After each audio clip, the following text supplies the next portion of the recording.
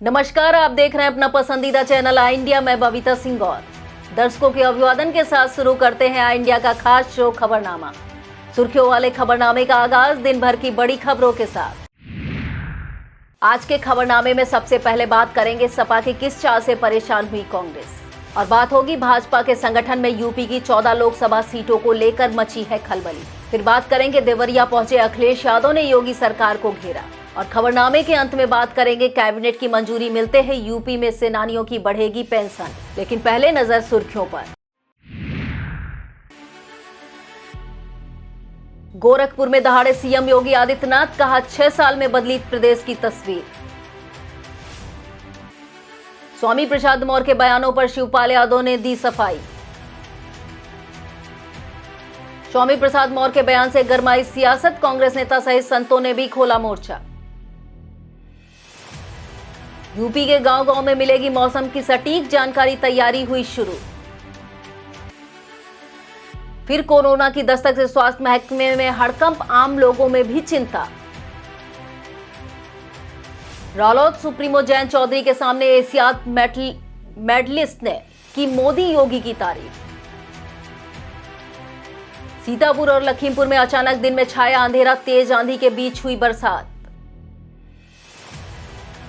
IGRS में लापरवाही पर लखीमपुर डीएम ने 2 अधिकारियों का रोका वेतन। पहले बात इंडिया गठबंधन की। सपा की तेज चाल से कांग्रेस हैरान भी है और भाजपा परेशान भी है। विपक्षी दलों ने इंडिया गठित तो कर लिया है, लेकिन हाल ऑल इज वेल वाला नहीं नजर आ रहा है। दरअसल बात मध्य प्रदेश की है, लेकिन इसका असर यूपी में होने वाले लोकसभा चुनाव पर भी पड़ेगा। मध्य प्रदेश में रविवार को कांग्रेस ने अपने 144 उम्मीदवारों के नाम का ऐलान कर दिया है। रविवार को ही शाम होते होते सपा ने भी अपने 9 प्रत्याशियों के नाम घोषित कर दिए हैं। सियासी माहौल इसलिए गर्म है कि सपा ने अपने प्रत्याशी उन सीटों पर घोषित किए हैं जहां पर उससे पहले कांग्रेस अपने प्रत्याशी घोषित कर चुकी है। बात दूर तक गूंजने की है। भाजपा भी इसे मुद्दा बनाकर इंडिया की एकता पर प्रहार कर सकती है। यह देखते हुए दोनों दलों के नेताओं की कई बार वार्ता हो चुकी है, लेकिन नतीजा ढाक के 3 पात है। जानकार बताते हैं कि अगर कोई समाधान ना निकला तो इसका असर यूपी में सीट शेयरिंग पर पड़ सकता है, क्योंकि अखिलेश यादव पहले ही कह चुके हैं कि वह यूपी में गठबंधन से सीटें मांग नहीं रहे बल्कि दे रहे हैं। भाजपा संगठन में यूपी की उन 14 सीटों को लेकर खलबली मची हुई है जो विपक्ष के कब्जे में है। भाजपा आगामी लोकसभा चुनाव में इन कब्जा करने के लिए बड़ा दांव खेलने की तैयारी में है, लेकिन इसमें पेच फंस गया है। जिन विस्तारकों को इन 14 सीटों पर जमीनी रिपोर्ट बनाकर सौंपने की जिम्मेदारी दी गई थी, वह फेल साबित हुई। इन 14 सीटों पर कुल 84 विस्तारकों को लगाया गया था, जिन्हें कमजोर बूथों पर जाकर 22 बिंदुओं पर आधारित रिपोर्ट तैयार करनी थी। विस्तारकों के फेल होने से भाजपा नेतृत्व में नाराजगी है। भाजपा के प्रदेश अध्यक्ष भूपेंद्र चौधरी और संगठन महामंत्री धर्मपाल सिंह ने लोकसभा प्रभारी संयोजक और विस्तारकों की क्लास लगाते हुए कड़ी नाराजगी जताई है और फिर से रिपोर्ट मांगी है। सपा प्रमुख अखिलेश यादव का देवरिया पहुंचना भी यूपी की सियासत में उफान ला सकता है। मृतक सत्य प्रकाश दुबे, जिनके पक्ष के 5 लोगों की हत्या हुई थी, उनके बेटे ने तो अखिलेश यादव से मिलने से ही मना कर दिया। इसी बीच अखिलेश यादव ने देवरिया कांड पर दुख जताते हुए कहा कि सरकार को दोनों परिवारों से मिलना चाहिए। हमारी सलाह है ऐसी घटनाएं ना होने दें। सरकार की नीयत साफ नहीं है, दोनों परिवारों की मदद करें। जनता की ताकत के सामने सरकार कुछ भी नहीं है। सपा प्रमुख ने कहा कि यहां परिवार की एफआईआर दर्ज नहीं हो पा रही है, खाली पन्नों पर साइन कराकर एफआईआर दर्ज की है और रिश्तेदारों को पुलिस परेशान कर रही है। इससे पहले अखिलेश यादव ने मृतक प्रेमचंद यादव और मृतक सत्य प्रकाश दुबे सहित इस कांड में मारे गए उनके परिजनों के चित्रों पर श्रद्धा सुमन अर्पित कर अपनी श्रद्धांजलि दी। आगामी लोकसभा चुनाव को देखते हुए यूपी के सीएम योगी आदित्यनाथ ताबड़तोड़ दौरे पर हैं। सोमवार को कई जिलों में उनकी सभाओं का कार्यक्रम है। नवरात्र के पहले दिन से ही गोरखपुर में पूजा अर्चना और विकास योजनाओं का लोकार्पण शिलान्यास कर रहे सीएम योगी ने सोमवार को गोरखपुर के औद्योगिक क्षेत्र पहुंचकर ज्ञान डेयरी प्लांट का लोकार्पण किया। इसी परियोजना की लागत 113.80 करोड़ रुपए है। इस मौके पर सीएम ने कहा कि इस परियोजना से युवाओं को रोजगार मिलेगा। उत्तर प्रदेश विकास के रास्ते पर है। 6 साल में प्रदेश की तस्वीर बदली है। बड़े बड़े उद्योग लगने से यूपी का विकास हो रहा है। क्या अखिलेश यादव की नई रणनीति भाजपा के लिए मुश्किलें खड़ी कर सकेगी? लोकसभा चुनाव से पहले सपा प्रमुख अखिलेश यादव ने लोकसभा चुनाव से पहले निषाद कश्यप भी सपा से जोड़ने की रणनीति बना ली है। इसके लिए सपा जिलावार सम्मेलन करेगी। दरअसल सपा की नज़र पिछड़े वर्ग की उन जातियों पर है जो पिछले कुछ चुनाव से भाजपा के साथ एकजुटता दिखा रही है। इन सम्मेलनों की जिम्मेदारी सपा के पिछड़ा वर्ग प्रकोष्ठ को दे दी गई है। सपा महासचिव शिवपाल सिंह यादव ने कन्नौज पहुंचकर पूर्व विधायक अनिल दोहरे को श्रद्धांजलि दी। इसके बाद पार्टी कार्यालय पहुंचे शिवपाल सपा नेता स्वामी प्रसाद मौर्य के बयानों से पल्ला झाड़ते नजर आए। शिवपाल यादव ने कहा कि वह जो भी बयान देते हैं व्यक्तिगत बयान देते हैं, वह समाजवादी पार्टी का बयान नहीं होता है। सपा नेता ने पार्टी में कोई गुटबाजी न होने का दावा करते हुए कहा कि भगवान राम को कौन नहीं मानता, हर व्यक्ति जो हिंदुस्तान में रहता है सब मानते हैं। सपा के फायर ब्रांड नेता स्वामी प्रसाद मौर्य ऐसा कोई दिन नहीं जाता जब अपने बयान के चलते सुर्खियों में ना रहें। अब मौर्य का ताजा बयान नेताओं से लेकर संत महात्माओं तक को नाराज करने का कारण बन गया है। दरअसल स्वामी प्रसाद मौर्य ने देश के विभाजन के लिए जिन्ना को नहीं हिंदू महासभा को जिम्मेदार ठहराया है। यही नहीं, मौर्य ने यहाँ तक कहा था कि जो हिंदू राष्ट्र की बात करते हैं वे देश के दुश्मन हैं।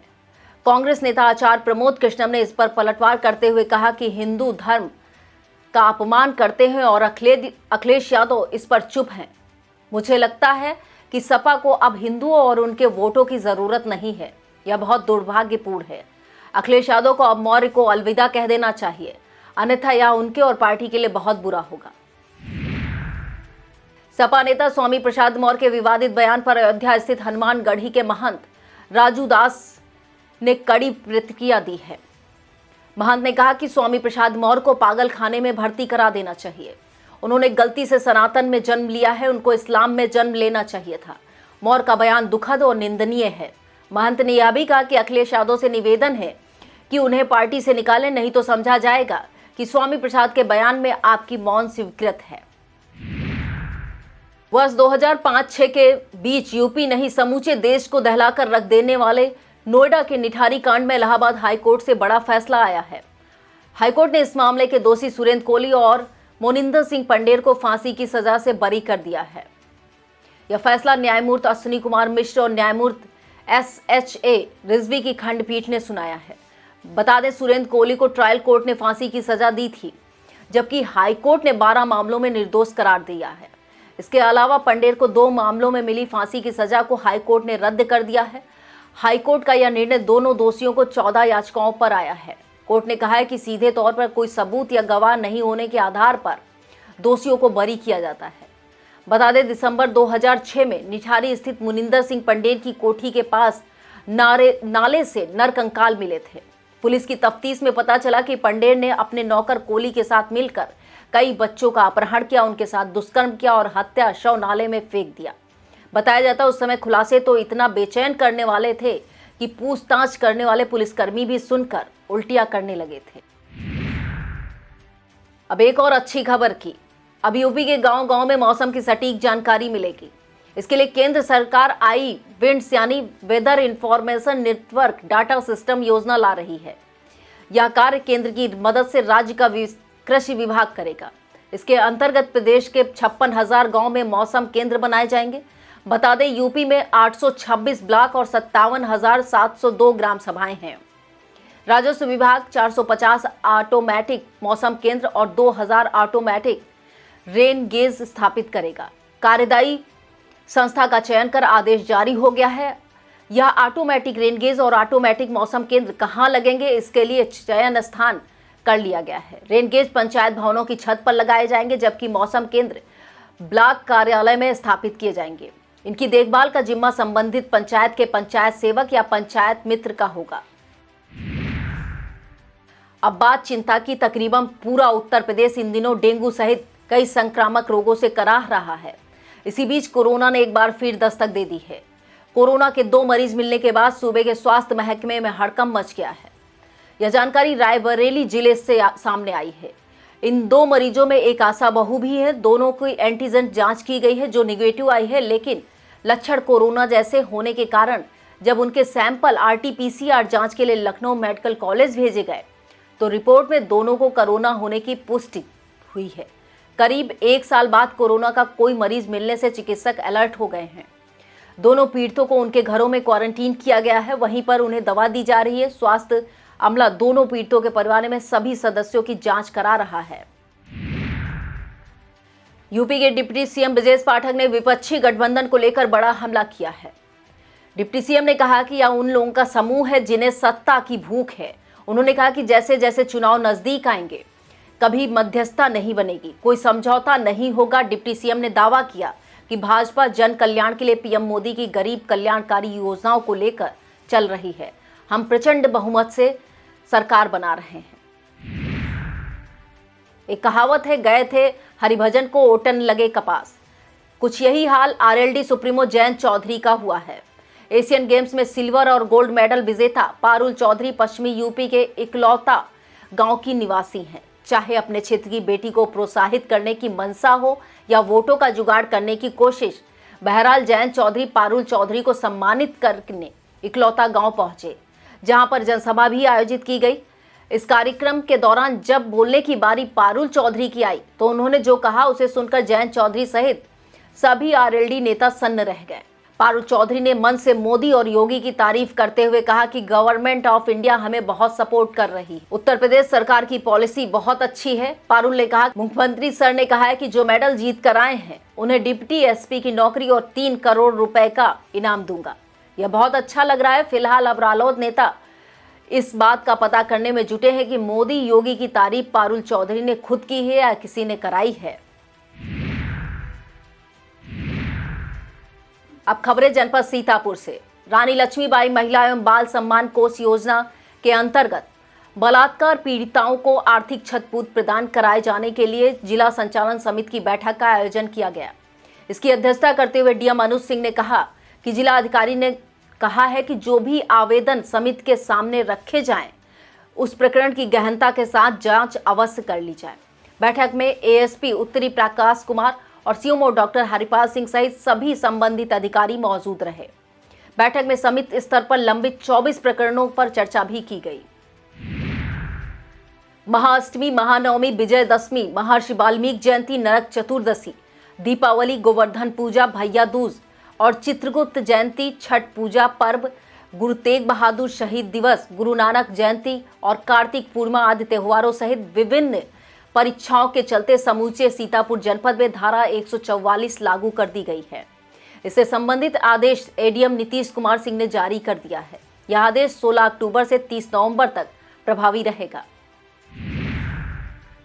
कस्बा कमलापुर स्थित सुप्रसिद्ध राधा कृष्ण मंदिर के सामने रामचंद्र चौधरी द्वारा सभी के सहयोग से प्रथम मां भगवती जागरण का आयोजन कराया गया। इस मौके पर सीतापुर से आए फ्रेंड्स म्यूजिकल ग्रुप के कलाकारों ने माता रानी के भजनों के साथ अन्य देवी देवताओं के भजन प्रस्तुत किए। जागरण में सागर गुप्ता, संजय चौधरी, राहुल घनश्याम गुप्ता, साका तिवारी, उमंग जायसवाल, अनुराग जायसवाल, हर्षित गुप्ता, कृष्णा गुप्ता, आयुष तिवारी, श्री कृष्णा गुप्ता, मनोज गुप्ता आदि भक्तिगण मौजूद रहे। वक्त हो चला है एक छोटे से ब्रेक का। आप देखते रहिए खबरनामा। शिक्षा के क्षेत्र में जनपद का अग्रणी संस्थान विद्यानिकेतन फार्मेसी एवं विद्यानिकेतन डिग्री कॉलेज, कुतुबनगर, सीतापुर। सत्र 2023-24 के लिए डी फार्मा एवं बीए में प्रवेश के लिए शीघ्र संपर्क करें। सत्र 2022-23 में डी फार्मा का रहा उत्कृष्ट परीक्षा फल। सभी 90% छात्र छात्राएं प्रथम श्रेणी में हुए उत्तीर्ण। सन 1920 में जन्मी विद्यावती मिश्रा का 104 वर्ष की आयु में आकस्मिक निधन हो गया।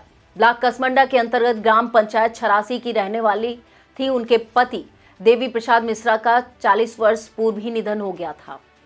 उनके पौत्र अनुभव मिश्रा ने बताया कि विद्यावती मिश्रा ने लोकसभा चुनाव 2019 व विधानसभा चुनाव 2022 में सिधौली तहसील क्षेत्र में सबसे बुजुर्ग महिला मतदाता होने का खिताब अपने नाम लिया था।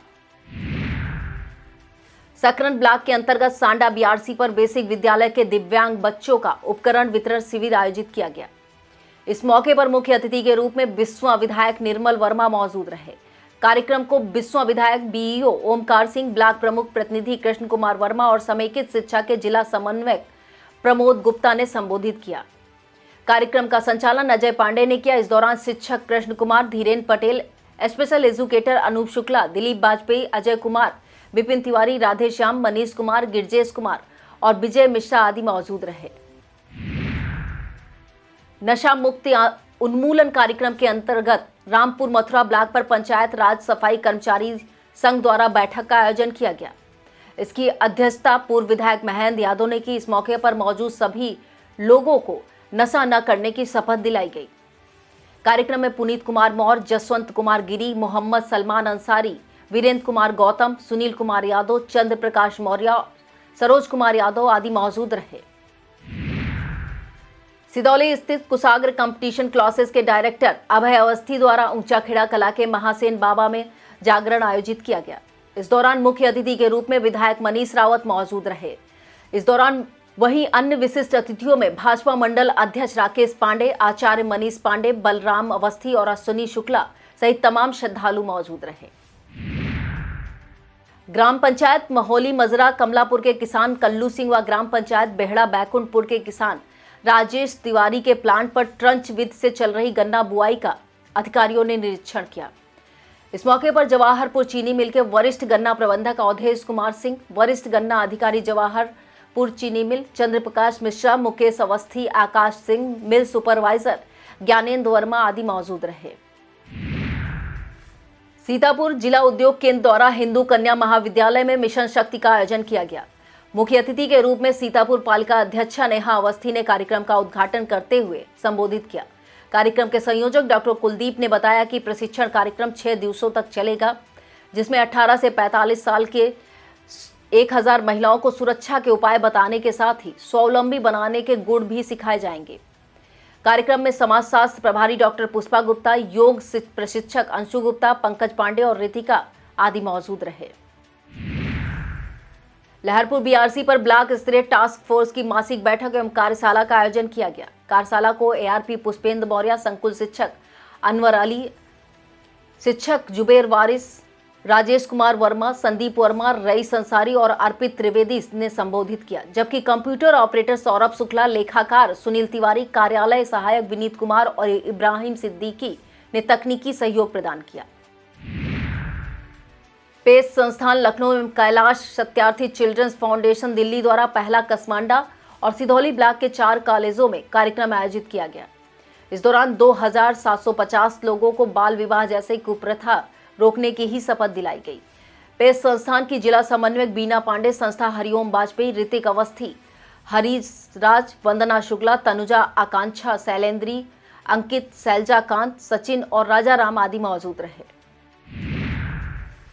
लहरपुर तहसील क्षेत्र के ग्राम रायपुरगंज स्थित प्रसिद्ध मठिया वाली देवी मंदिर पर रामलीला का आयोजन किया गया। दुर्गा जागरण समिति के तत्वाधान में नवरात्र महोत्सव आयोजित इस कार्यक्रम में वृंदावन धाम की श्री राधा रमण लीला संस्थान के कलाकारों ने नारद मोह का सजीव मंचन किया। जागरण समिति का यह 33वां आयोजन है। इस मौके पर जागरण समिति के पदाधिकारियों सहित क्षेत्र के तमाम श्रद्धालु मौजूद रहे। अन्नपूर्णा साहित्य संगम की साप्ताहिक काव्य गोष्ठी का आयोजन यासीन इब्ने उमर के संयोजन में संपन्न हुआ। सीतापुर के तरीनपुर रोड स्थित जागेश्वर निवास पर आयोजित इस गोष्ठी की अध्यक्षता संगम के वरिष्ठ उपाध्यक्ष महफूज रहमानी ने की तथा संचालन रामकिशोर श्रीवास्तव ने किया। इस गोष्ठी में AK मिश्रा, महफूज रहमानी, रामकिशोर श्रीवास्तव, यासीन इब्ने उमर, गीता किशोर श्रीवास्तव, विजय प्रकाश कंठ, आनंद विश्वकर्मा, KP मिश्रा, AP गौतम, नफीस सीतापुरी, कन्हैयालाल शुक्ला, विनोद शर्मा, सागर, अरुण कुमार श्रीवास्तव, ब्रजेंद्र कुमार मिश्रा आदि ने काव्य पाठ किया।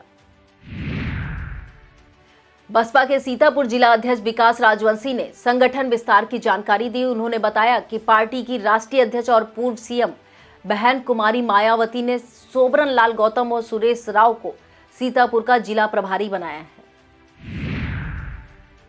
सीतापुर के सिंघानिया एजुकेशनल इंस्टीट्यूट में CBSE इंटर स्कूल प्रथम मीट का आयोजन सीतापुर ओलंपिक एसोसिएशन अध्यक्ष आशीष सिंघानिया की देखरेख में किया गया। प्रथम मीट के अंतर्गत बैडमिंटन का खेल आयोजन हुआ। इसमें जनपद सीतापुर के 12 CBSE विद्यालयों के 72 प्रतिभागी सम्मिलित हुए। विद्यालय के खेल कप्तान विश्वास आनंद त्रिवेदी ने प्रतिभागी खिलाड़ियों को सामूहिक खेल भावना की शपथ दिलवाई। इस प्रतियोगिता के बालक वर्ग में एलपीएस के मुकुल जायसवाल प्रथम और सिंघानिया के विश्वास आनंद त्रिवेदी दूसरे स्थान पर रहे। बालिका वर्ग की प्रतियोगिता में सिंघानिया की कृष्णा दीक्षित प्रथम और केवी सेकंड इवनिंग बैच की प्रार्थना सिंह दूसरे स्थान पर रही। शारदीय नवरात्र के दूसरे दिन सीतापुर की तीर्थ नगरी नैमिषारण्य पहुंचे यूपी के आबकारी राज्य मंत्री नितिन अग्रवाल मां ललिता देवी मंदिर में माथा टेका। इस मौके पर पुजारी अटल बिहारी ने वेद मंत्रों से माता का पूजन अर्चन कराया और चूनर उड़ाकर आशीर्वाद दिया। इस मौके पर राज्य मंत्री ने बताया, माता की कृपा से हर नवरात्रों में मां ललिता देवी के चरणों में हाजिरी लगाने आता हूं। सोमवार दोपहर अचानक सीतापुर के आसमान पर बादलों ने कब्जा जमा लिया। देखते ही देखते इतना अंधेरा छाया कि मानो दिन में रात हो गई हो। थोड़ी ही देर में काफी जोर की आंधी के साथ बारिश शुरू हो गई। पूरे जिले में आंधी और पानी से गन्ना और धान की फसलों को भारी नुकसान होने की जानकारी मिल रही है।